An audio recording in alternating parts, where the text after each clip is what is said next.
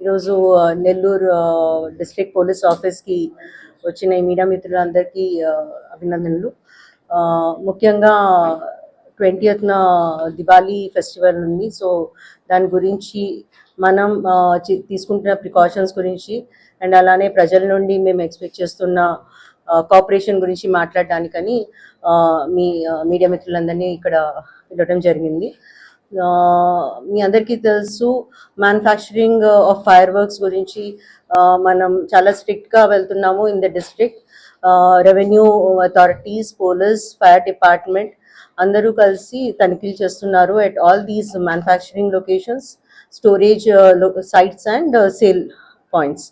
So దీనిలో భాగంగా 3 manufacturing locations మీద మరియు 4 ఎఫ్ఐఆర్స్ ఇల్లీగల్గా నడుపుతున్నట్టుగా తెలిసింది మనకి. సో ఆఫ్టర్ ఇన్స్పెక్షన్స్ వాళ్ళ మీద ఎఫ్ఐఆర్స్ కూడా మనం చేయడం జరిగింది.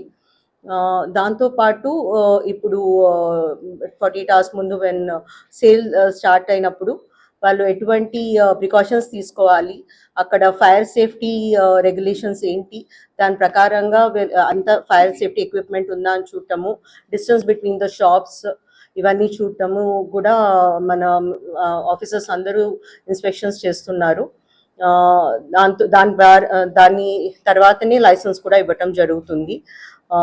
ఈ స్టెప్స్ అన్ని చాలా స్ట్రిక్ట్గా ఫాలో చేయడం జరుగుతుంది ఇన్ ద డిస్ట్రిక్ట్. సో ఎక్కడంటే అక్కడ స్మాల్ ఫైర్ క్రాకర్స్ యూనిట్స్ పెట్టుకోవడానికి లేదు, సేల్ యూనిట్స్ పెట్టడానికి లేదు.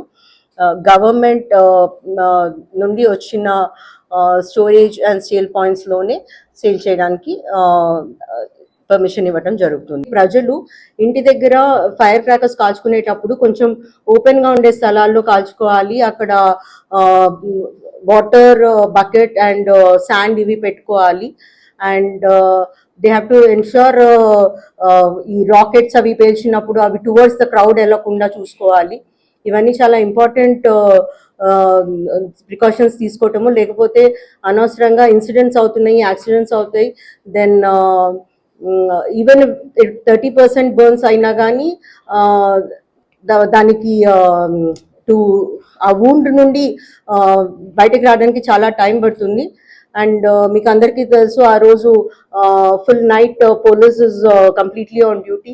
సో ప్రజలందరూ కూడా కోఆపరేట్ చేయాలి అండ్ వాళ్ళు సేఫ్గా ఉండాలని మేము ఆశిస్తున్నాం. ఊరిళ్ళు, నూనె గోదాములు వంటి మండే స్వభావం ఉన్న ప్రదేశాల్లో కాల్చకూడదు. అట్లాంటివి మీరు చూసినా కానీ ప్రజలు కంపల్సరీగా ఇమ్మీడియట్గా పోలీసులకి ఇన్ఫార్మ్ చేయండి.